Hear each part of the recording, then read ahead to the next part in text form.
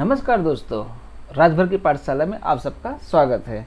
आइए आज हम राजभर की पाठशाला में सीखेंगे अलंकार और उसके प्रकार। सबसे पहले हम सीखते हैं कि अलंकार कहते किसे हैं।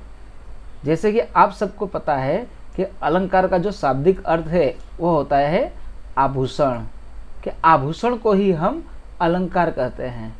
और आभूषण का काम क्या है? आभूषण का काम होता है कि नर नारियों की सुंदरता में वृद्धि करना। कोई भी महिला हो जब आभूषण धारण करती है तो वह सुंदर दिखती है। ठीक उसी प्रकार से हमारी जो भाषा है उस भाषा को सौंदर्य प्रदान करने के लिए अलंकार का उपयोग किया जाता है।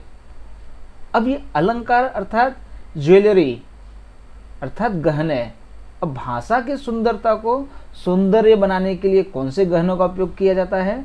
तो भाषा के जो गहने होते हैं वो होते हैं उसके शब्द।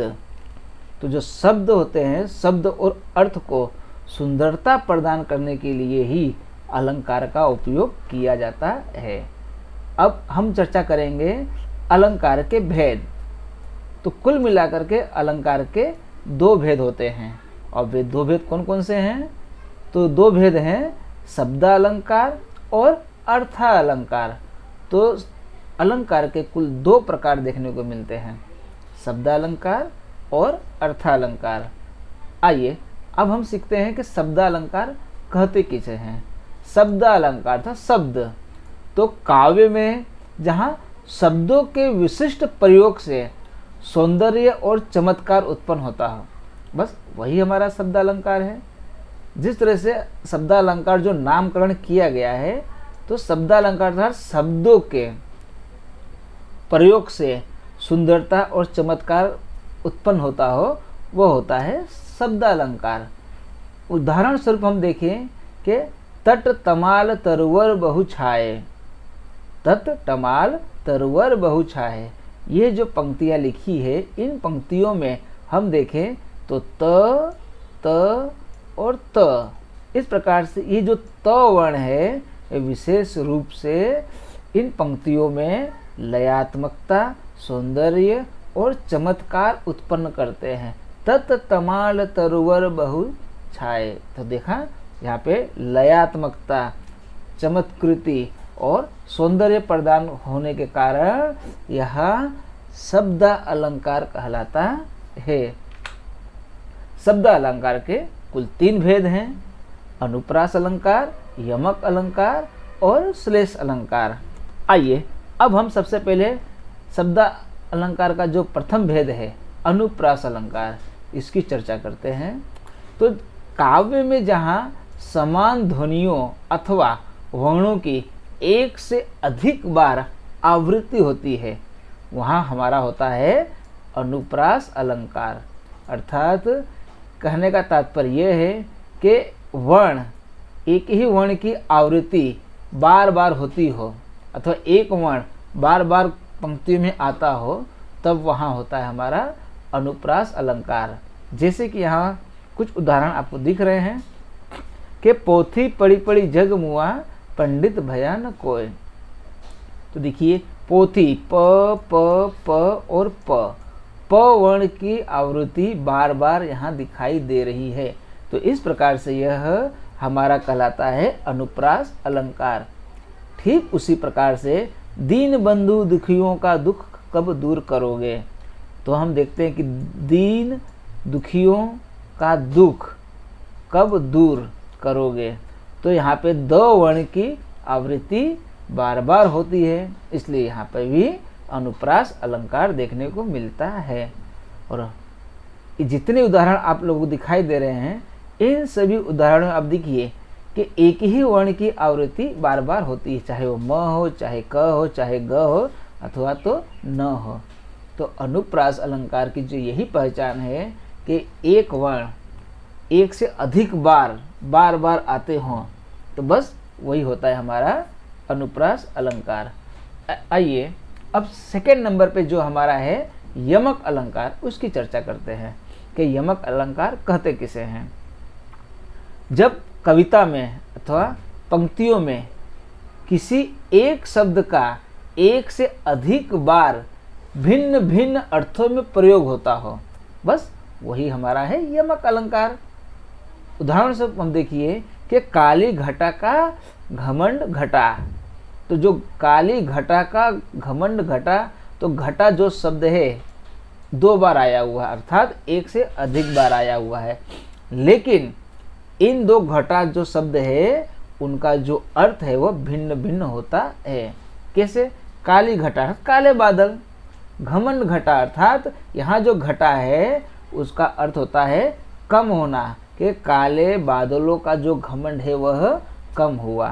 तो इस प्रकार से यहाँ हमने देखा कि घटा और घटा दोनों का अर्थ अलग अलग है, लेकिन हाँ शब्द तो एक ही है।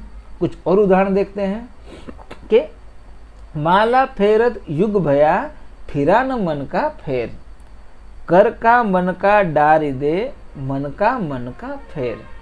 हम देखिए यहाँ पे मन का शब्द एक से अधिक बार अर्थात 4 बार आए हुए हैं, लेकिन इनके जो अर्थ है वह भिन्न भिन्न हो रहे हैं।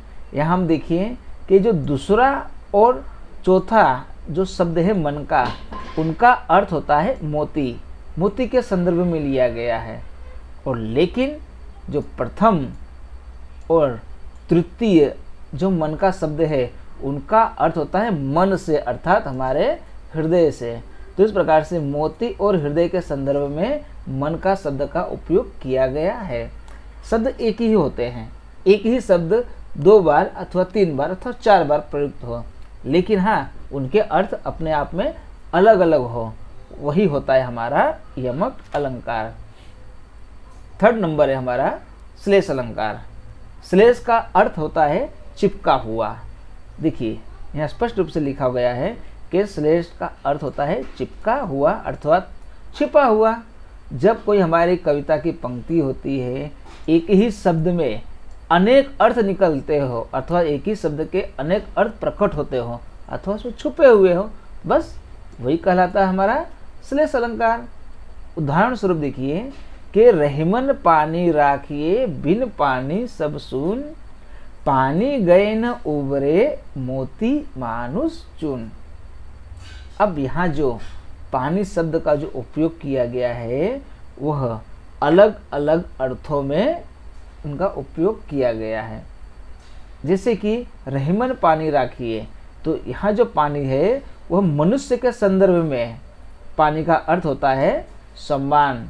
और दूसरा बिन पानी सब सुन, पानी गए न उबरे मोती मानुष चुन। अब देखिए यहाँ पे पानी का जो दूसरा अर्थ होता है मोती के संदर्भ में, तो मोती के संदर्भ में लिया जाए तो चमक पानी का अर्थ होता है। और अंतिम है जो पानी का अर्थ के आटे के संदर्भ में लिया गया है, और जब वही पानी का अर्थ हम आटे के संदर्भ में लेते हैं तो हमारा होता है जल। तो रहीमन पानी राखिए बिन पानी सब सून, पानी गई न उबरे मोती मानुष चुन। अब हम चर्चा करते हैं अर्थालंकार की कि अर्थालंकार क्या होता है। हमने अभी तक सीखा शब्दालंकार, अब हम सीखेंगे अर्थालंकार। तो अर्थालंकार का अर्थ होता है कि अर्थ के कारण, न कि शब्द के कारण, अर्थ के कारण विशेषण सौंदर्य या चमत्कार उत्पन्न होता है, बस वही हमारा होता है अर्थालंकार। मैं पुनः रिपीट करना चाहता हूँ कि अर्थ के कारण हमारी कविता में कि कविता की पंक्तियों में सुंदरता या चमत्कार उत्पन्न हो तो वह है हमारा अर्थालंकार। एग्जाम्पल स्वरूप के मलमल के झूल पड़े हाथी सा टोला, मलमल के झूल पड़े हाथी सा टोला। तो ये जो पंक्ति है, इन पंक्तियों में हम देखिए लिखा है कि वसंत के आगमन पर उसकी सज धज और शोभा की सादृश्यता किसी महंत की सवारी के साथ करते हुए चमत्कार उत्पन्न किया गया है। महंत देखिए हाथी सा टोला, तो यहाँ पर हाथी सा टोला अर्थात महंत की सवारी के साथ वसंत ऋतु के आगमन का वर्णन किया गया है। इसलिए यहाँ पे अर्थों के कारण जो सुंदरता प्रकट हो रही है वही होता है हमारा अर्थालंकार। अब अर्थालंकार के भी 4 भेद हैं, उपमा अलंकार, रूपक अलंकार, उत्प्रेक्षा अलंकार और अतिशयोक्ति अलंकार। तो अर्थालंकार के कुल 4 भेद देखने को मिलते हैं। सबसे पहले हम चर्चा करते हैं उपमा अलंकार। तो उपमा का अर्थ होता है समानता दिखलाना। जब किसी व्यक्ति या वस्तु के स्वभाव, उसकी स्थिति, उसका रूप अथवा उसके गुण, इन सभी चीज़ों की तुलना किसी अन्य व्यक्ति अथवा अन्य वस्तु के साथ की जाए, बस वही होता है हमारा उपमा अलंकार। एग्जाम्पल स्वरूप देखें कि हाय फूलों सी कोमल बच्ची हुई राख की थी ढेरी। अब यहाँ देखिए, हाय कोमल सी, फूल का देखो, जो छोटी सी बच्ची है, छोटी सी बच्ची की तुलना फूल के साथ की गई है, कोमल फूल के साथ। तो यहाँ पर बच्ची की तुलना फूल के साथ की गई। तो यहाँ पे हम देखते हैं कि उपमा अलंकार जो है समानता दिखाने का कार्य करता है। तो यहाँ पे भी समानता ही तो देखने को मिल रही है कि बच्ची की जो गुण है उसकी तुलना फूल के साथ की गई। सुंदरता कि बच्ची कितनी कोमल है, तो बच्ची तो कोमल है फूल की तरह। ठीक उसी प्रकार से नील गगन सा शांत हृदय हो रहा था। देखिए यहाँ पे शांत हृदय किसकी तरह, नील गगन, तो गगन सा। तो यहाँ पर भी हम देख रहे हैं कि हमारे हृदय की तुलना नीले गगन के साथ की गई। तो किसी चीज़ की तुलना किसी अन्य चीज़ के साथ अथवा अन्य वस्तु के साथ अथवा अन्य व्यक्ति के साथ की जाए, वही होता है हमारा उपमा अलंकार। एंड सेकेंड नंबर इज रूपक अलंकार।